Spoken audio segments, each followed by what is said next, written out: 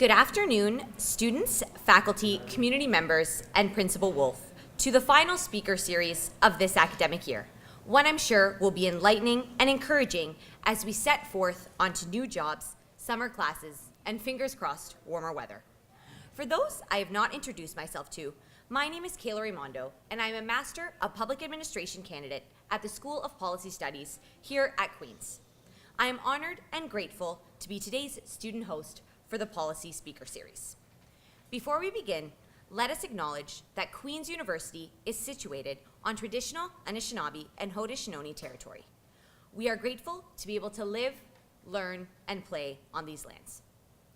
I'd like to begin by introducing our speaker today, Tim McTiernan. Dr. McTiernan is President Emeritus of the University of Ontario Institute of Technology and holds an appointment as adjunct professor in the Faculty of Social Sciences and Humanities. He served as president and vice chancellor of the university from July 2011 to December 2017.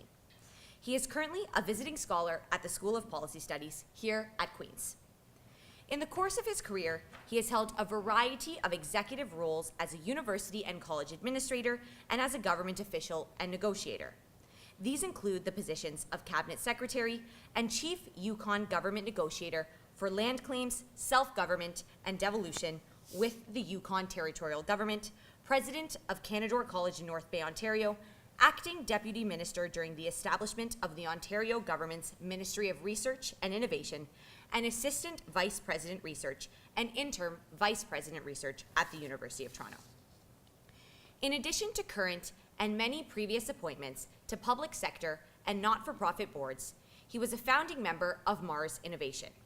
He was also a founding member both of the Dispute Resolution Board established pursuant to the Yukon First Nations Clan Lame Settlement Act, and the Environmental Impact Screening Committee established pursuant to the Western Arctic Claims Settlement Act.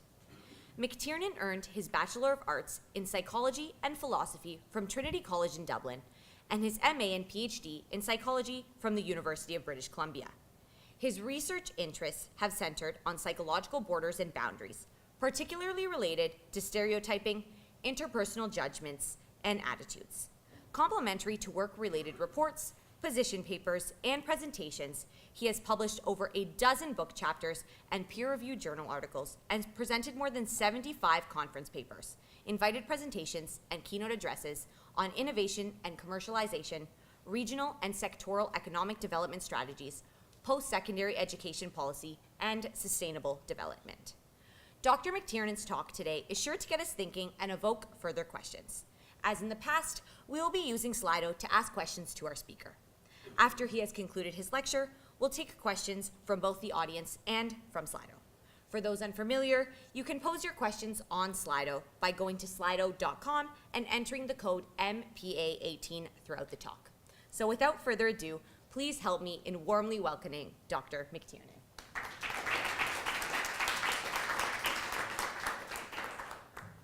Thank you very much. I have two admissions to make before I start.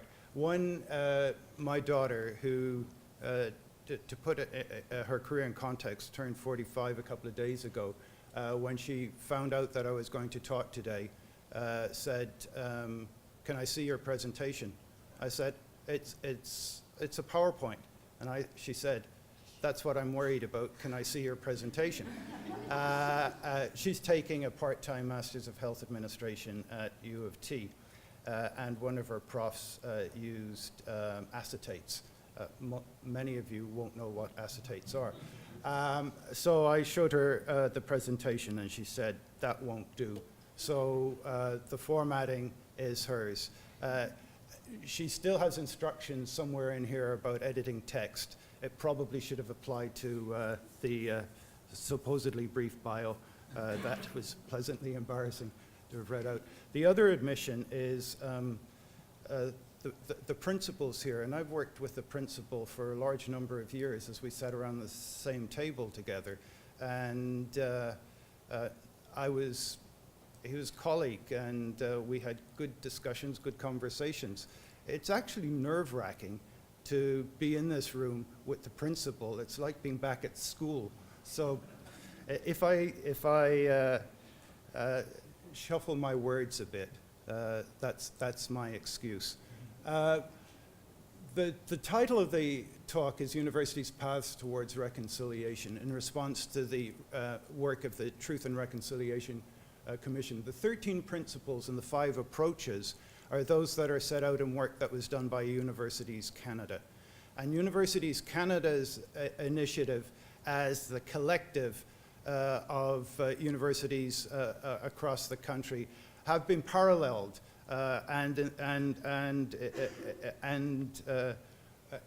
in strong fashion by its member organizations. And Queen's is paramount among member organizations in the initiatives it's taken on language training and addressing certificate diploma programs in First Nation languages, in its Aboriginal Access to Engineering program, in its Four Corners initiative.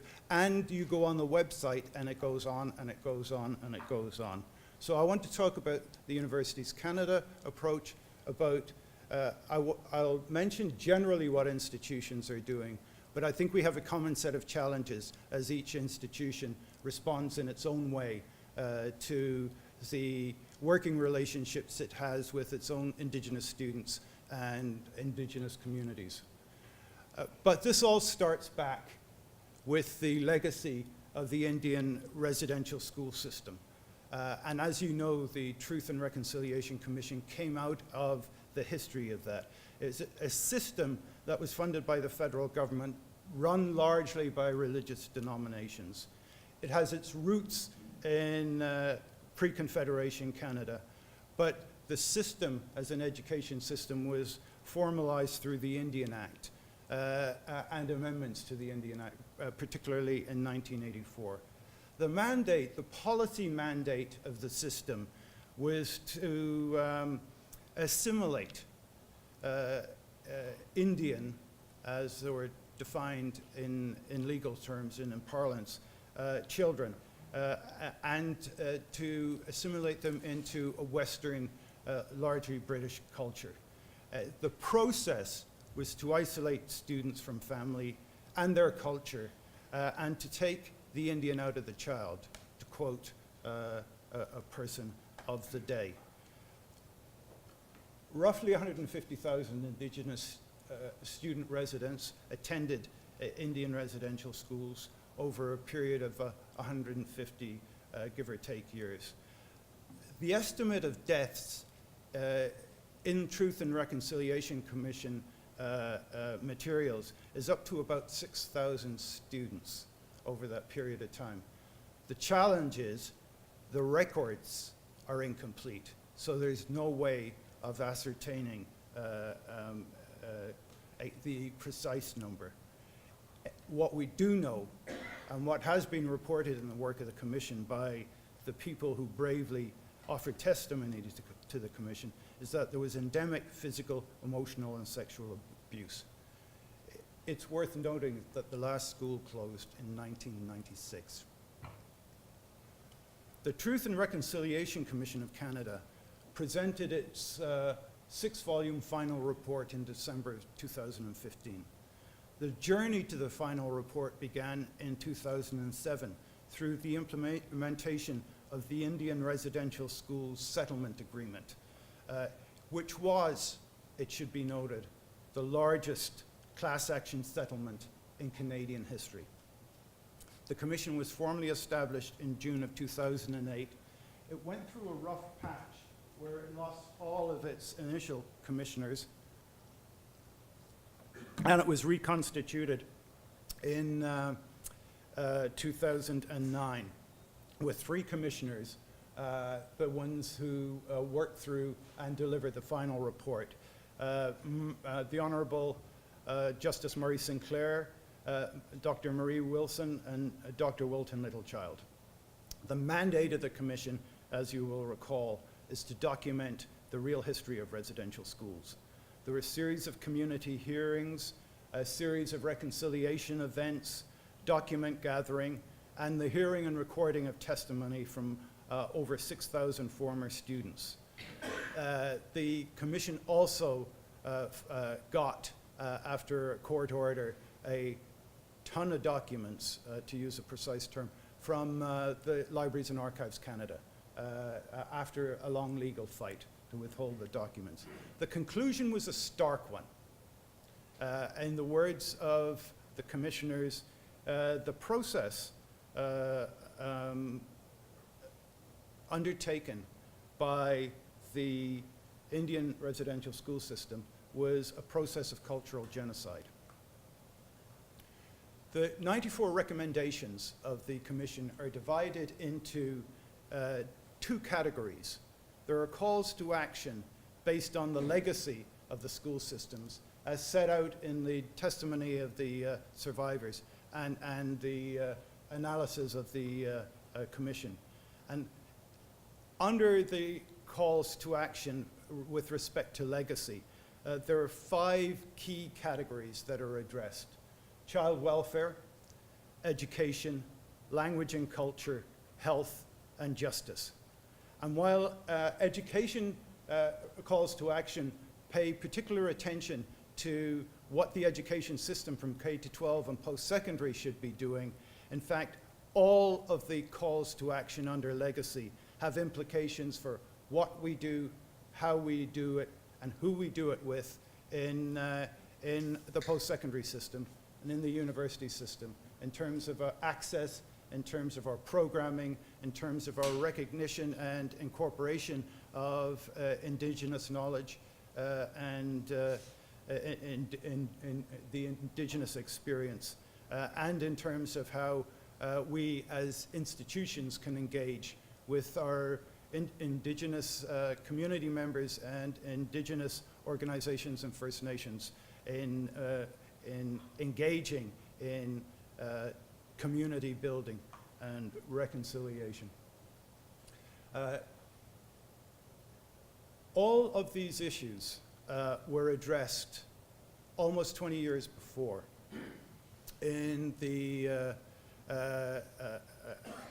in a report that I'll mention shortly.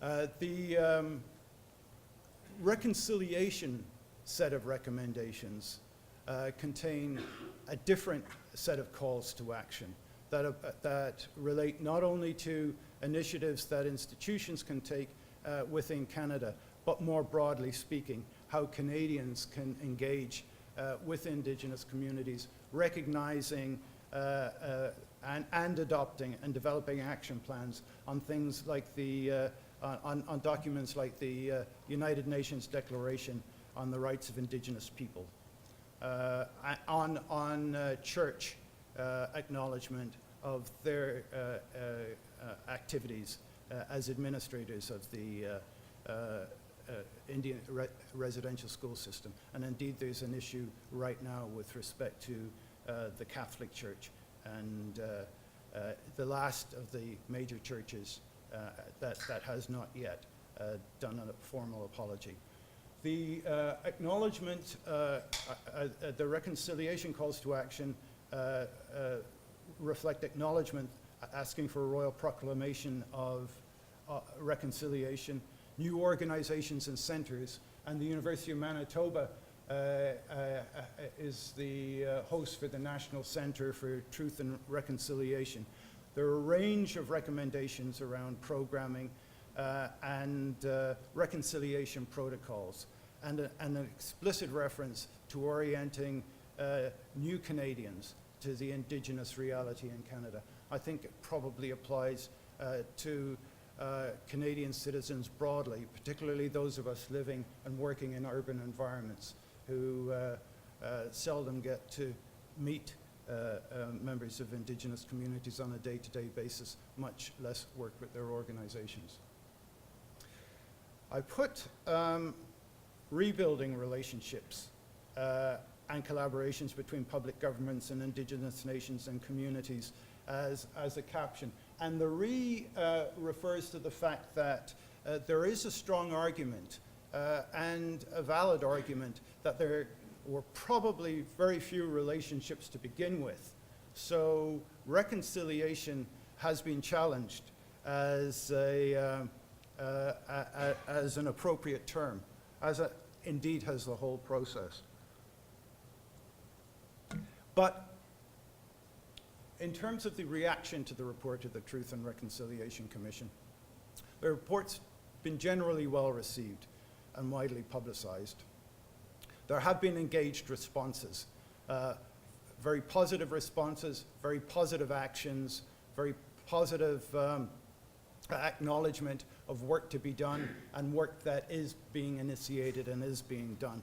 There have been, as I mentioned, two critiques, basically around the notion that colonization is a process, the colonizers are still here, and so the framework in which reconciliation takes place is in some ways could be described as a tainted process because the field is tilted. The National Center for Truth and Reconciliation will be a critically important institution in preserving the documentation and the history of the Commission's report, as well as a focal point for maintaining the legacy of the Commission. I've already referenced the pointed criticism arguing the neo-colonial nature of the process.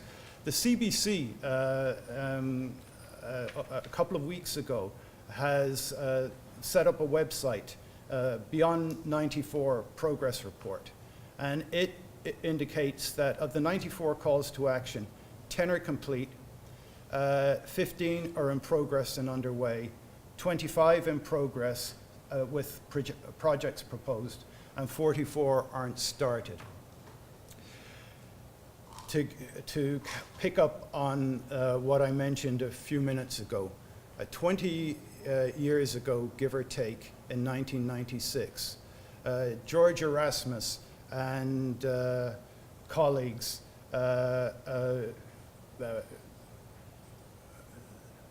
offered or presented to the federal government a report of the Royal Commission on Aboriginal Peoples. It addressed in broad policy terms and in broad historical terms much of the same issues that are covered in the Truth and Reconciliation Commission report. It died a death, I would say, as an editorial comment, very quickly after it was published, as the real politic of the day diverted attention elsewhere. Which leads to why now and why has the Truth and Reconciliation Commission report struck a chord and lit a fire when previous reports have not? And I think there are two or three factors. It's the first commission that transitioned between a sort of social media world and a social media world. I had in my notes that it was established in, as I said, in 2007. Facebook was launched in 2004, and Twitter was launched in 2006. My darling daughter told me that, forget about those. Instagram and Pinterest are much more relevant in terms of means of communication. I thanked her for the lesson on social culture. But I have referenced them because she's right. I think the other thing about the work of the Truth and Reconciliation Commission is it forces us as a nation, as citizens, to face our own history in relation to Indigenous people through individual stories. And this is now a world of digital stories. And it's a world of mobilization and social media. Idle No More is a great example of that. And so the context of this report and the emotional content carried through the report is fundamentally different than the previous Royal Commission report.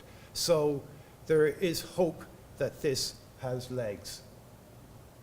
And in that context, let me turn briefly to Universities Canada and Universities Response.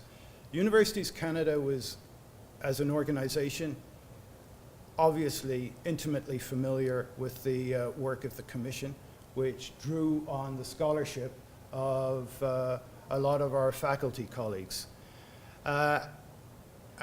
It championed initiatives in conjunction with the work of the Truth and Reconciliation Commission. So it was no accident that in January 21 and 22 of 2008, the King's University College in Edmonton hosted an interdisciplinary studies conference on the Truth and Reconciliation Commission. Other such initiatives happened over the course of the history of the work of the Commission. And Universities Canada was ready when the executive summary of the report was released in June of 2005 to present its own response, a response that had been worked on through the Education Committee, of which the principal is a member, of Universities Canada for a number of years previously. It was a priority item.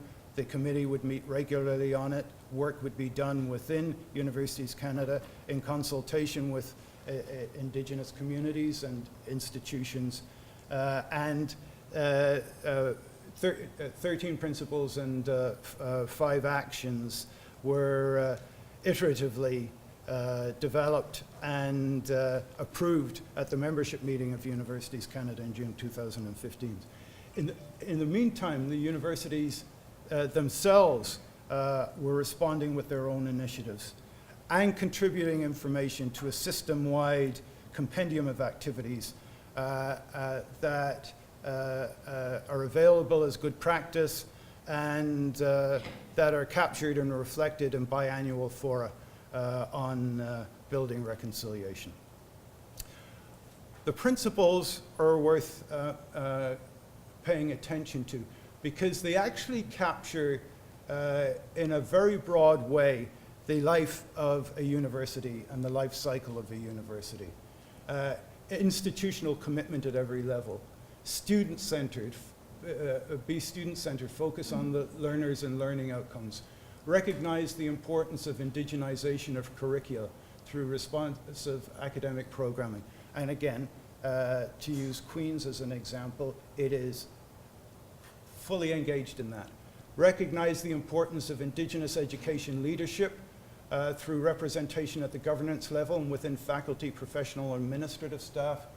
Continue to build a welcoming and respectful learning campuses on campus and through an array of services. Again, we see examples of that right here on campus. Continue to develop resources, spaces, and approaches that promote dialogue, develop accessible learning, promote partnerships, and build on successful experiences and initiatives. Recognize the importance of sharing information inside and outside the institution. Provide greater exposure and knowledge for Indigenous students on the realities, histories, cultures, and beliefs of Indigenous people of Canada.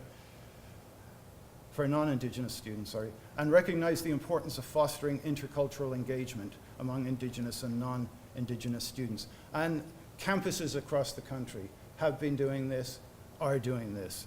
And recognize the role of institutions in creating and enabling a supportive environment for a successful, high-quality K-12 experience for Aboriginal youth. The actions speak to work within institutions and work between institutions and other partners. Raise awareness within institutions, raise awareness among government partners and stakeholders of the commitments and the importance of investing in sustainable initiatives that advance higher education opportunities for Indigenous youth. And I would go beyond that, higher education scholarship and input into the other fields, health, child welfare, all of those other initiatives that need to be relooked at, reimagined, and redesigned in terms of their support for Indigenous students and communities at large. Develop partnerships with the private sector to foster opportunities for Indigenous people. Actually, it's not a private sector, but Ontario Power Generation, OPG, does some wonderful work in Northern Canada with educational institutions in communities to develop business partnerships and training opportunities for local people, and continue to listen and collaborate. And it's the listening and collaboration that is a part of the set of challenges that I think we need to pay attention to as institutions and as a sector as we deal with the move forward. Trust is fundamental, and it has to be earned, and it has to be worked on to be maintained. Lasting relationships are two-way, and they take a lot of time. And time is something that we ration and are forced to ration as we deal with. And skepticism is hard to overcome in the face of repeated experience of history. I have participated in a number of conferences and roundtables on universities. My home university's response to the Truth and Reconciliation Commission. And in all of those fora, we were challenged on how real it was that we were doing it, and how meaningful it was, and how it was going to be sustained over time. And I think we need to pay attention to our own behavior in that regard. Symbolism is quite important in the relationships. We should take the criticism that a lot of what we're doing could be framed within a neo-colonial context seriously, and avoid unwitting objectification. Sheila Coate-Meek at Laurentian University, who's Associate Provost, if I remember properly, is quite powerful about this. She talks about Indigenous students being embedded in a classroom of racism and objectified. And she uses 2 or 3 key examples from her own graduate school experience. Being asked as an Indigenous person to comment on what Indigenous people feel about an issue or topic. And she goes, you know, I don't know. You know, I'm not a representative of my people, and I'm not a spokesperson for my community, much less Indigenous people generally speaking. One example. The other example that she uses is of Indigenous faculty members being asked to be on every committee going at the same time that they're doing everything they need to do to get tenure, to prepare and teach, and again, to represent indigeneity, broadly speaking, as they go. So avoid unwitting objectification is one challenge. There is a phrase, not about us, without us, that has been used. You can see my daughter's editorial comment there.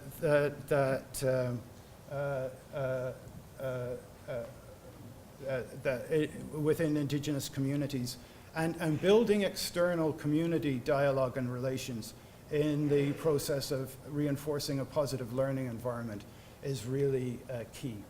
And hard. And how is it done? Is it done a faculty member to faculty member? Is it done through the Indigenous support community that's within the university? Is it done at a senior academic, a senior administrative level? It's probably all of those with good internal communication.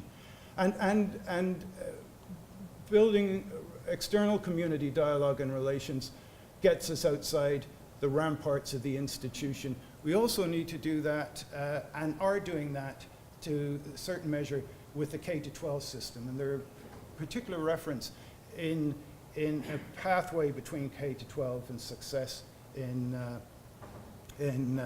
post-secondary on that.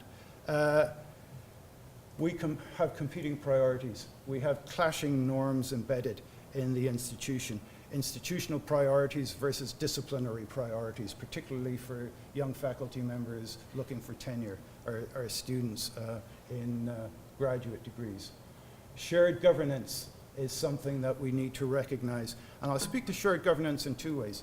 The province is about to fund and provide established funding for Indigenous post-secondary institutions. It behooves us as a public system to ensure the success of those, this sounds tokenistic and I don't mean it that way, the success of those institutions and partnering to the extent that those institutions find it valuable to partner is something that we need to pay close attention to. Governance in another context. One of the things that I am proud of in my, and privileged to have been involved in my working life was at the land claims and self-government table with Yukon First Nations. And 11 Yukon First Nations have completed treaties, contemporary comprehensive treaties, with attached self-government agreements that aren't as constitutionally protected as the treaties, but are referenced in the treaty documents. The heads of power of First Nation governments include education. And so if you're to use a contemporary reference point for how Indigenous communities' engagement in the education process, for those with self-government agreements, they have education as a head of power. They may not have all of the resources to deliver education, but they certainly have a community interest in it. And so sharing governance in terms of how we work with communities is quite important. And as the clock winds on beyond 12:30, engage broadly in community change. Universities are powerful instruments for community change. Change has to happen on a whole spectrum of social, cultural, and economic dimensions. Our collective fingers in there in a constructive and a positive way is important. It's hard work. It's long-term work. It requires a cultural commitment to it because it has to carry on beyond the generation of leaders and students within an institution. And again, not to be smarmy about it, but there are good things happening on this campus. And the more good things that happen on this campus, the more it becomes just a matter of natural practice of how we engage with a history of this country that hasn't been kind to Indigenous people. One last thing. There are urban and rural reality, northern and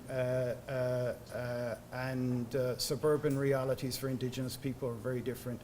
On-reserve life is very different from communities where there are no reserves.